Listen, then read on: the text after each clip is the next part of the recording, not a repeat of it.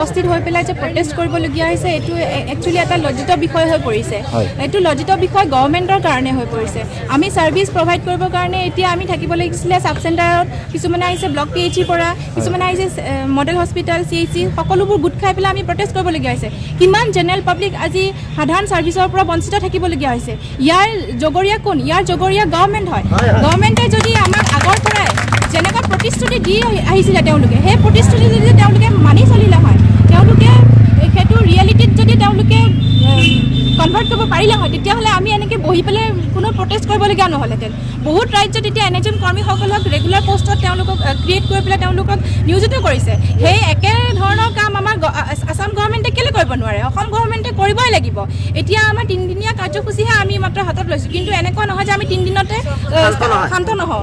আমি যেতিয়ালৈকে আমাৰ প্ৰাপ্য নেপাওঁ তেতিয়ালৈকে আমি আমাৰ এনেকুৱা ধৰণৰ কাৰ্যসূচী ভৱিষ্যতলৈ চলি গৈ থাকিব। নহয়, এইখিনি বেছিক পাব্লিকেও বুজি পাব, গভৰ্ণমেণ্টে নিজেও বুজি পাব যে আমি যিখিনি ডিমাণ্ডছ কৰিছোঁ সেইখিনি হ'ল বেছিক, আমাৰ এইখিনি লাগিবই। আমি জীৱনটো কেনেকৈ চলাম? কৰ্মীক স্থায়ী পদত নিযুক্তি দিয়ক, NHM কৰ্মীক স্থায়ী পদত নিযুক্তি দিয়ক, NHM কৰ্মীক স্থায়ী পদত নিযুক্তি দিয়ক, সম কামৰ সম অধিকাৰ দিয়ক, সম কামৰ সম অধিকাৰ দিয়ক, আমাৰ দাবী ন্যায্য দাবী, আমাৰ দাবী ন্যায্য দাবী,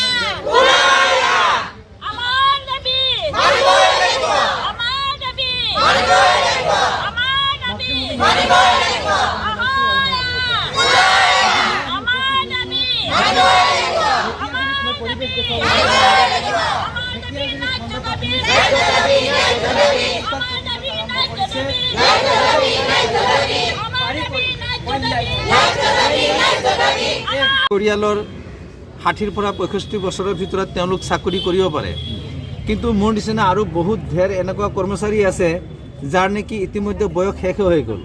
গতিকে তেওঁলোকৰ ভৱিষ্যত কি সুনিশ্চিত হ'ব? গতিকে আমি ইয়াতে কেইবছৰ চাকৰি কৰিব পাৰিম? আজি NHM বুলি ক'লে আমি যে চাকৰি কৰি আছোঁ, এটা যদি গাড়ী এটা কিনিম বুলি ভাবে তেওঁ 100 বাৰ চিন্তা কৰিব লাগে, কাৰণ আমাৰ বয়স শেষ হৈ গৈছে। আমি এইখিনি সময়ত যদি কিবা এটা লোনো লওঁ, আমি 1000 বাৰ চিন্তা কৰিব লাগে।